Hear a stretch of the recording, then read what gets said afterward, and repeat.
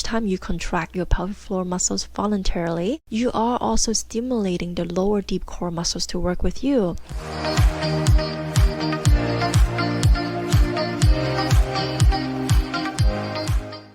Welcome to the 12th episode of the Becky Choi's podcast shows. I am happy that you're here listening and tuning in, and thank you for spending some time with me today. Let's talk about pregnancy and diastasis in today's episode. Now, if you are a first-time mom and you're pregnant right now and you're thinking whether you can prevent diastasis from happening or whether you can reduce the severity of the diastasis, or maybe you already have your baby, but you're thinking of having another baby in the future. How can you prevent diastasis from happening, or are you able to do anything prior to being pregnant again? So this will be a really juicy episode for you. Now let's talk about pregnancy and can you really prevent diastasis recti from happening if you have to go through pregnancy? Now I wanted to tell you that it is normal and natural to have diastasis recti when you carry your baby to full term. Just think about it. When you are 7 or 8 months postpartum, your baby is the size of watermelon or like a basketball at that time. Our tummy is bound to stretch. Thus, not only is the skin, but the layers of the abdominal muscles are bound to stretch and stretch. They are like the elastic band. If you have an elastic band on, you just think about that elastic band. They are stretched to accommodate your growing baby. And of course, if your baby is heavier, is on the bigger side, you are going to have a bigger tummy to accommodate. And not to mention, if you have twins or triplets, you can only imagine your tummy has to get bigger, especially if you're carrying your baby to the full term. So our muscles are there to help us, and our tummy is just amazing. Just think about how much it is growing and stretching to accommodate your baby. Not only is the skin of your tummy is going to get stretched, the layers of core muscles, your six-pack muscles, your transverse abdominal muscles, your obliques, everything is stretched out to help you to carry your baby. You also would be wondering if you are carrying your baby in different positions, right? Some moms would say that, oh, I carry my baby all the way in the front. Or maybe I carry the baby above the belly buttons area, between the belly buttons and above, it's always sticking my ribs. Or maybe you're carrying your baby very low. So those will have different impact on the diastasis recti. If you're always carrying in the front of you, so you can see that you have this, your side is pretty flat or more toned, and then most of the baby weights are in the front. You can only imagine that your belly buttons, that area, that front area, would really be stretched out. And so after pregnancy, you will most likely seeing that hanging tummy that is bulging forward.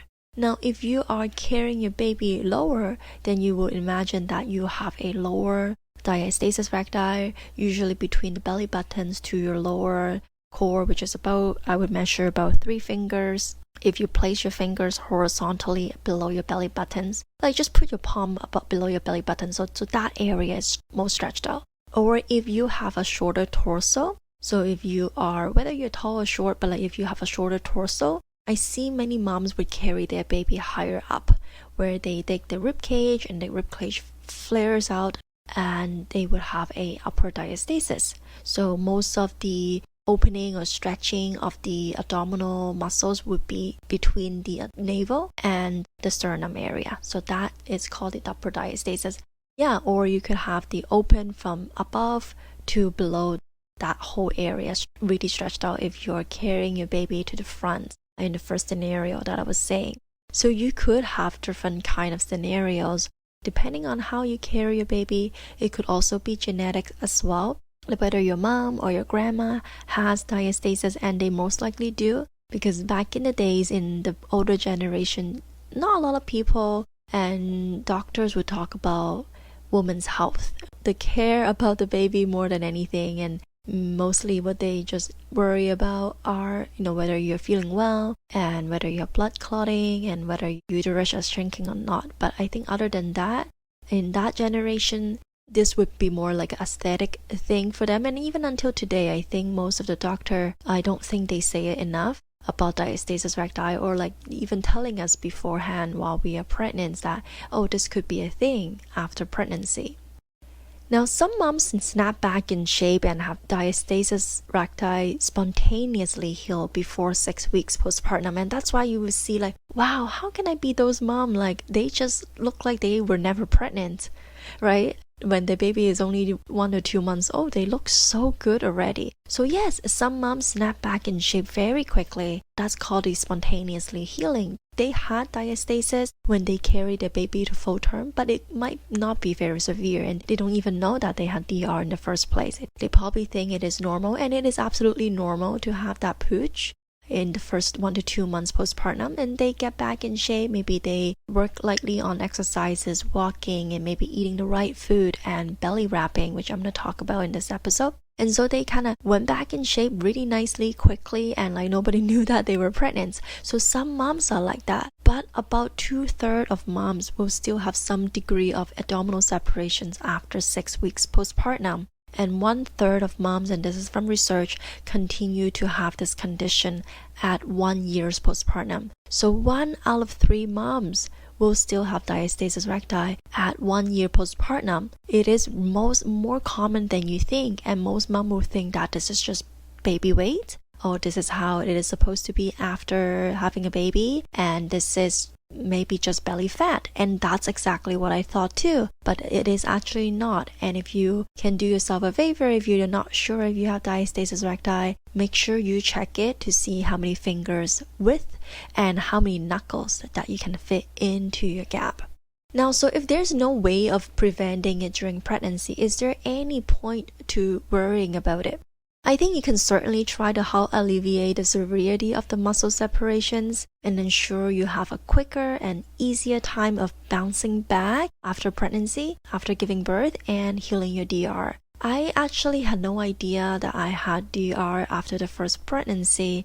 Well, nobody ever told me about anything about this, and when you're first time mom, all you care is about, oh, is the baby growing okay? Is she healthy, right? Is he doing okay inside the womb? And so no one would really think about, oh, is your muscles gonna be separated? How separated is it? You never think about it like that, especially if no one ever mentioned this to you. Now, with coming into the second pregnancy, I knew that I had DR, but my physio at that time actually said that there was nothing I could do about it, and so she didn't give me any recommendations.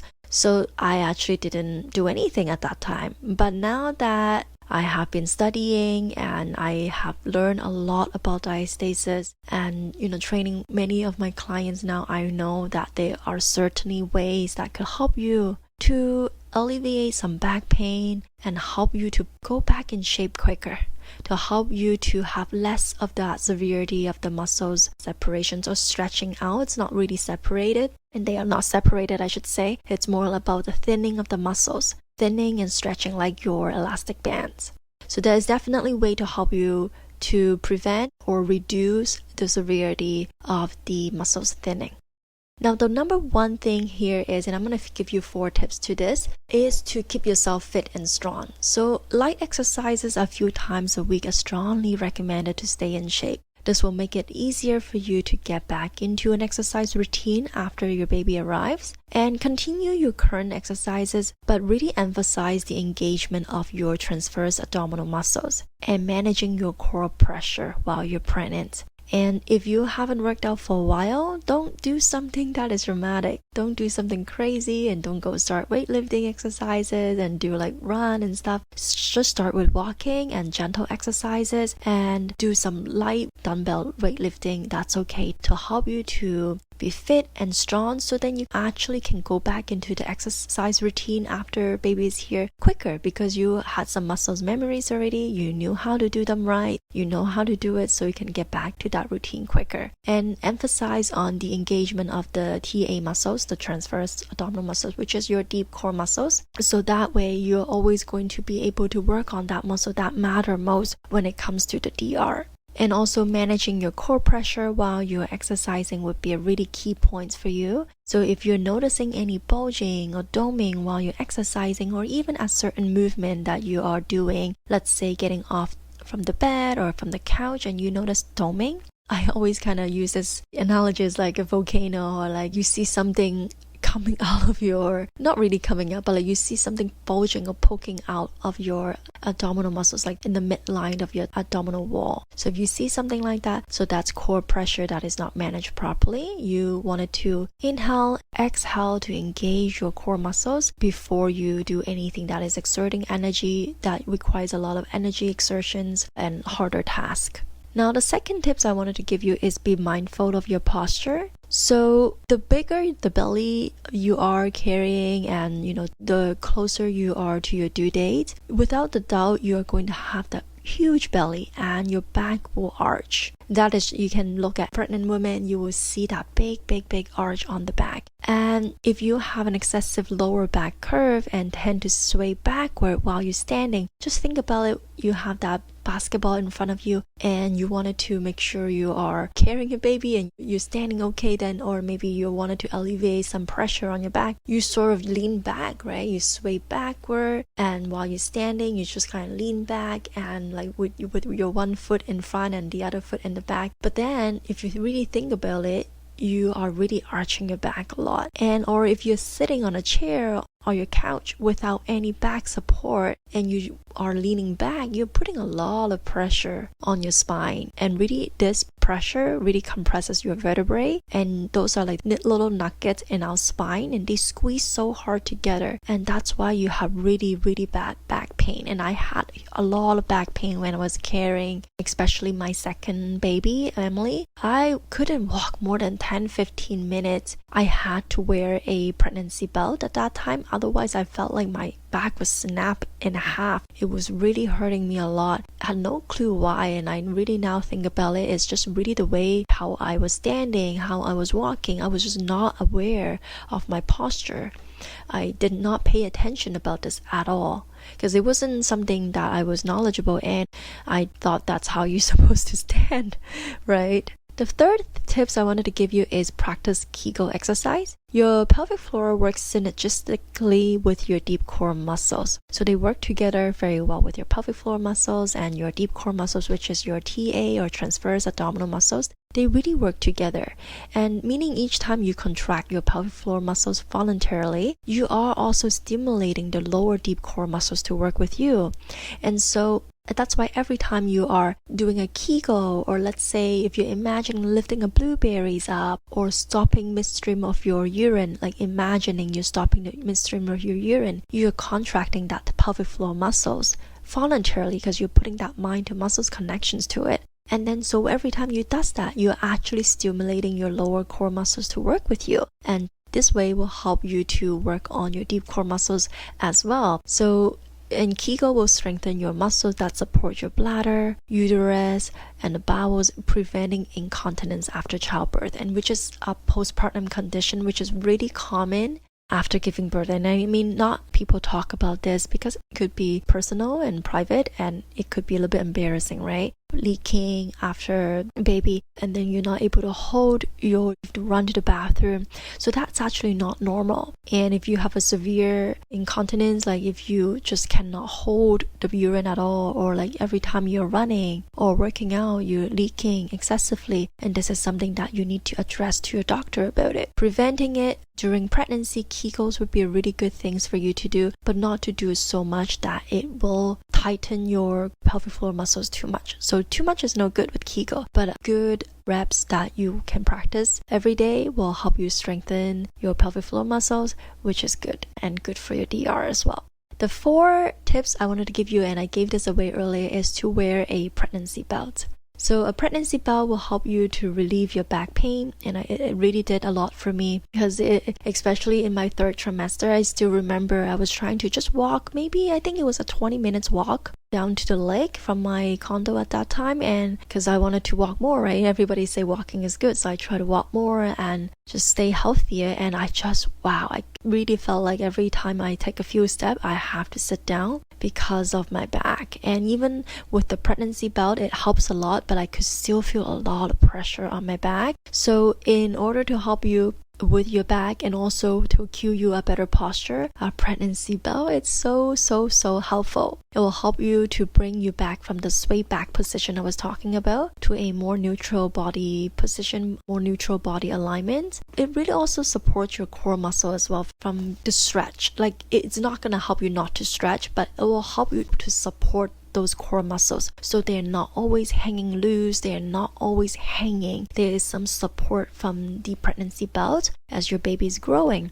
so that will help you with your back, and that will help you to cue you with a better posture. Because sometimes when you don't have that pregnancy belt and you're just walking freely and you're standing, there is nothing there to tell you, to cue you, hey, maybe I shouldn't stand this way, maybe I shouldn't lean my back this far back without knowing. But with the pregnancy belt, when you have something on your back, it will give you a little bit of a signal, because you can feel something on your back, and if you're not standing nicely, it might squeeze you a little bit, or it might poke you a little bit because of the fabrics. So then you know, okay, maybe I need to stand better now. So that's why it's also really good cueing and a reminder for you for having a better posture and really save your back. So that's all the tips I have for you. I know that it may be a little bit disappointing to hear that diastasis cannot be prevented during pregnancy, but the 4 tips that I gave you earlier will definitely help you to be more comfortable and transitions your body from prenatal to postnatal more easily. So I hope you enjoyed this episode, and especially if you are wondering what you can do after pregnancy, make sure you continue to listen to this podcast. But if you're eager to learn more and how to get back in shape and how to heal your diastasis recti the right way, then you can look at the show notes below. It's www.tummywarrior.com. You can learn more about how you can work with me. Or you can go to my Instagram at BeckyChoi_, and we can connect and we can chat in the DM to see what your situation is right now, and I would love to chat with you more. Thank you so much for tuning in, and have a great day, and I'll talk to you in the next one. Bye bye.